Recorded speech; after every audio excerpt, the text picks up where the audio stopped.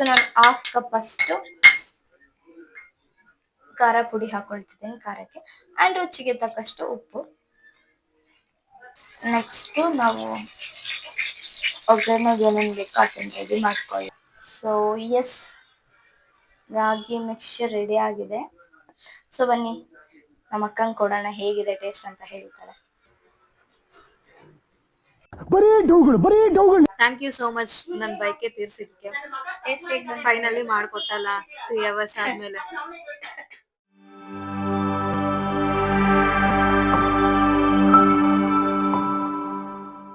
Hello guys, welcome back to my YouTube channel. And ಇವತ್ತು Sunday and ನನ್ಗೆ ಸ್ವಲ್ಪ ಮೈ ಹುಷಾರಿರಲಿಲ್ಲ. ಆದ್ರೂ ನಮ್ಮ ಅಕ್ಕಂಗೇನೋ ಮಿಕ್ಸ್ಚರ್ ತಿನ್ಬೇಕಂತ ಬೈಕೆ ಆಗ್ಬಿಟ್ಟಿದೆ. ಅದ್ರಲ್ಲೂ ನೀನೇ ಮಾಡಿ ಕೊಡು ಅಂತ ಹೇಳ್ತಾ ಇದ್ದಾಳೆ. ಬೆಳಗ್ಗೆಯಿಂದ ಟಾರ್ಚರ್ ಮಾಡ್ತಾ ಇದ್ದಾಳೆ ಗೈಸ್, ನೀನೇ ಮಾಡ್ಕೊಡು ಅಂತ. ಫೈನಲಿ ಇವಾಗ ನಾನು ಮಾಡೋಣ ಅಂತ ಬಂದಿದ್ದೇನೆ. ಅಂಡ್ ಇವತ್ತಿನ ಈ ವಿಡಿಯೋನಲ್ಲಿ ಸಿಂಪಲ್ ಆಗಿ ಸ್ನ್ಯಾಕ್ಸ್ ತರ ಮಿಕ್ಸ್ಚರ್ ಹೇಗ್ ಮಾಡೋದು ಅಂತ ನಾನು ಹೇಳ್ಕೊಡ್ತೀನಿ. ಅಂಡ್ ಇವಾಗ ನಾನು ಮಾಡ್ತಿರೋದು ರಾಗಿ ಮಿಕ್ಸ್ಚರ್. ಇದಕ್ಕೆ ನಾನು ಫಸ್ಟ್ 2 ಕಪ್ ಕಡಲೆ ಹಸಿಟ್ಟು ಹಾಕೊಳ್ತಾ ಇದ್ದೀನಿ, ಕಡಲೆ ಹಿಟ್ಟು.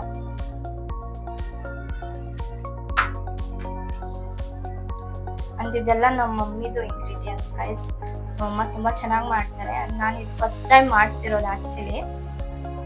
ಸೊ ಜಲ್ದಿ ಇಟ್ಕೊಂಡ್ರೆ ಗಂಟು ಬರಲ್ಲ, ಕಲ್ಸಕ್ಕೆಲ್ಲ ತುಂಬಾ ಈಸಿ ಆಗುತ್ತೆ. ಕಡಲೆ ಹಿಟ್ಟಾಯ್ತು. ಈಗ 1 ಕಪ್ ರಾಗಿ ಹಸಿಟ್ಟು ಹಾಕೊಳ್ತಾ ಇದ್ದೀನಿ.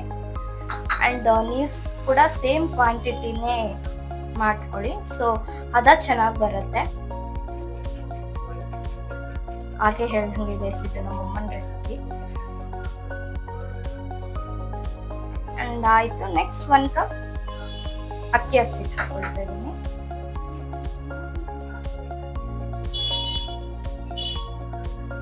ಅಂಡ್ ನಮ್ಗೆ ಖಾರ ಎಷ್ಟು ಬೇಕೋ ಅದ್ರ ಮೇಲೆ ಡಿಪೆಂಡ್ ಆಗುತ್ತೆ.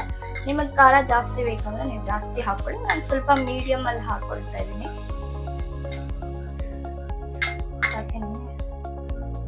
ಸೊ ನಾನು ಹಾಫ್ ಕಪ್ ಅಷ್ಟು ಖಾರ ಪುಡಿ ಹಾಕೊಳ್ತಿದ್ದೀನಿ ಖಾರಕ್ಕೆ ಅಂಡ್ ರುಚಿಗೆ ತಕ್ಕಷ್ಟು ಉಪ್ಪು. ಸೊ ಉಪ್ಪು ಖಾರ ಸ್ವಲ್ಪ ಕಡಿಮೆ ಇದ್ರೇನು ಓಕೆ. ಲಾಸ್ಟ್ ಅಲ್ಲಿ ನಾವು ಒಗ್ಗರಣೆ ಮಾಡ್ಕೋಬೇಕಾಗತ್ತೆ. ಅವಾಗ ಏನಾದ್ರು ಶಾರ್ಟೇಜ್ ಅನ್ಸಿದ್ರೆ, ಸಪ್ಪೆ ಅನ್ಸಿದ್ರೆ ನೀವು ಹಾಕೋಬಹುದು.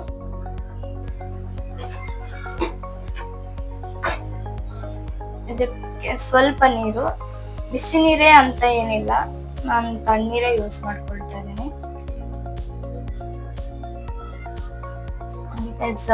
ಅದಕ್ಕೆ ಬಂದಿದೆ. ಈ ತರ ತುಂಬಾ ಸಾಫ್ಟ್ ಆಗು ಬೇಡ, ತುಂಬಾ ಗಟ್ಟಿಗೂ ಬೇಡ. ನಾವು ಚಕ್ಲಿ ಮಾಡ್ತೀವಲ್ಲ ಅದಕ್ಕೆಲ್ಲ ಯಾವ ಹದದಲ್ಲಿರುತ್ತೋ ಆ ಹದ ಇದ್ರೆ ಸಾಕು. ಸೊ ಇದಾಗಿದೆ. ಇದನ್ನ ಒಂದು 15 ಮಿನಿಟ್ಸ್ ನಾವು ನೆನೆಯಕ್ಕೆ ಬಿಟ್ಬಿಡೋಣ. ರಾಗಿ ಹಸಿಟ್ಟು ಹಾಕಿದೀವಲ್ಲ, ಸೊ ಅದರಿಂದ ಈ ಕಲರ್ ಬಂದಿದೆ ಇದು. ಈಗ ಒಂದು 15 ಮಿನಿಟ್ಸ್ ನೆನೆಯಕ್ಕೆ ಇಟ್ಬಿಡೋಣ.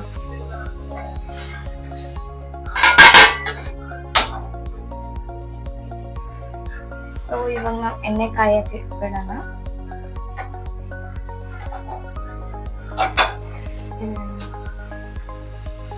ಎಣ್ಣೆ ಕಾಯಷ್ಟರಲ್ಲಿ ನಾವು ಚಕ್ಲಿ ಮಾಡ್ತಾರಲ್ಲ ಇದನ್ನ ರೆಡಿ ಮಾಡ್ಕೊಳ್ಳೋಣ. ಸ್ವಲ್ಪ ಎಣ್ಣೆ ಹಾಕೊಳ್ಳೋಣ, ಯಾಕಂದ್ರೆ ಹಿಟ್ಟು ಅಂಟ್ಕೋಬಾರ್ದಲ್ವಾ ಅದಕ್ಕೆ. ನಾನು ಈ ತರದ್ ಒಂದು ಪ್ಲೇಟ್ ತಗೊಂಡಿದ್ದೀನಿ, ತುಂಬಾ ಸಣ್ಣದಿರೋದು ತಗೊಳ್ಳಿ. ಸೊ ಮಿಕ್ಸ್ಚರ್ ಯಾವ ಸೈಜಲ್ಲಿ ಬೇಕಂತ ಗೊತ್ತಾಗುತ್ತೆ. ತುಂಬಾ ಚಿಕ್ಕ ಸೈಜ್ ಬೇಕಲ್ಲ ಅದಕ್ಕೆ.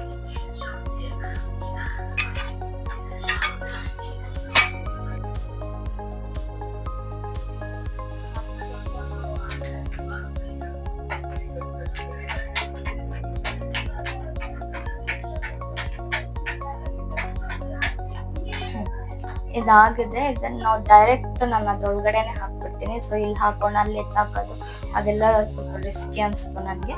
ಹಾಗಾಗಿ ನಾನು ಡೈರೆಕ್ಟ್ ಅದ್ರೊಳಗಡೆನೆ ಹಾಕ್ಬಿಡ್ತೀನಿ. ಎಣ್ಣೆ ಕಾದಿದೆ. ನಾನು ಒಂದ್ ಸ್ವಲ್ಪ ಲೋ ಫ್ಲೇಮ್ ಅಲ್ಲಿ ಇಟ್ಕೊಂಡು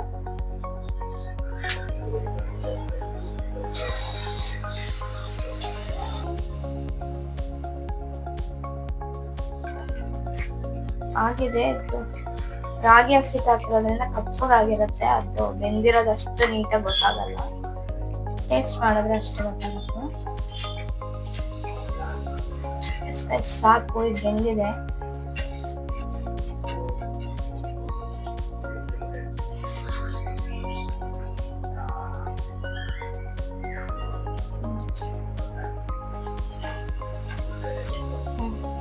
ಲೋ ಫ್ಲೇಮಲ್ಲೇ ಬೇಯಿಸ್ಕೊಳ್ಳಿ.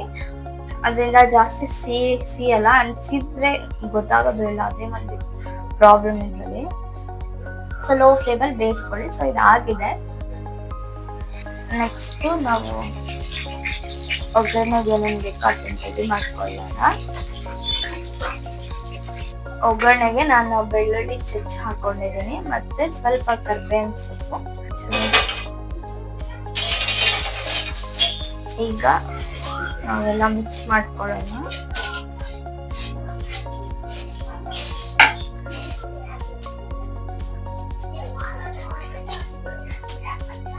ನೋಡಿ ಎಷ್ಟು ಕ್ರಿಸ್ಪಿಯಾಗಿ ಬಂದಿದೆ. ಜಾಸ್ತಿ ಪುಡಿ ಮಾಡೋದು ಬೇಡ, ಹೀಗೆ ಇರಲಿ.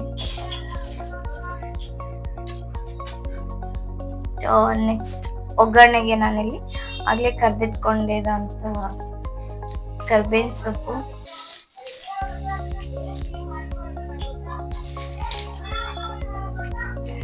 ಸ್ವಲ್ಪ ಪುಡಿ ಮಾಡಿ ಹಾಕಿ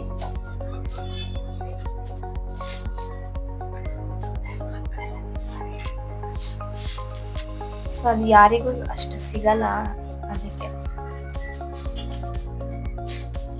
ನೆಕ್ಸ್ಟ್ ನಾನು ಸ್ವಲ್ಪ ಅವಲಕ್ಕಿ ಎಲ್ಲ, ಕಡಲೆ ಮತ್ತೆ ಕಡಲೆ ಬೀಜ ಎಲ್ಲ ಹುರಿದು ಇಟ್ಕೊಂಡಿದ್ದೀನಿ.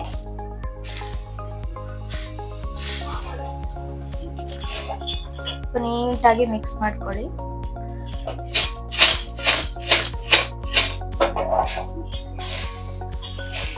ಸೊ ಎಸ್, ರಾಗಿ ಮಿಕ್ಸ್ಚರ್ ರೆಡಿ ಆಗಿದೆ.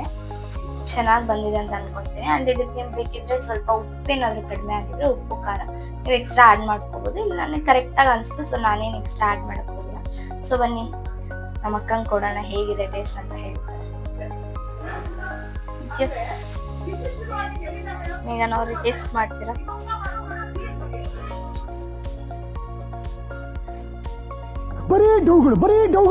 ಟೇಸ್ಟ್ ಮಾಡಿ ನಿಮ್ ರಿವ್ಯೂ ಹೇಳ್ಬೇಕು. ನಾನು ಅಷ್ಟು ಕಷ್ಟಪಟ್ಟು ಮಾಡಿದ್ದೀನಿ ಇವತ್ತು. ನೋಡಿ ಗೈಸ್, ಅಷ್ಟು ಕಷ್ಟಪಟ್ಟಿದ್ದೀನಿ, ಮುಟ್ಲ ಬೇಡವಾ ಅಂತ ಮುಟ್ತಾ ಇದ್ದಾಳೆ.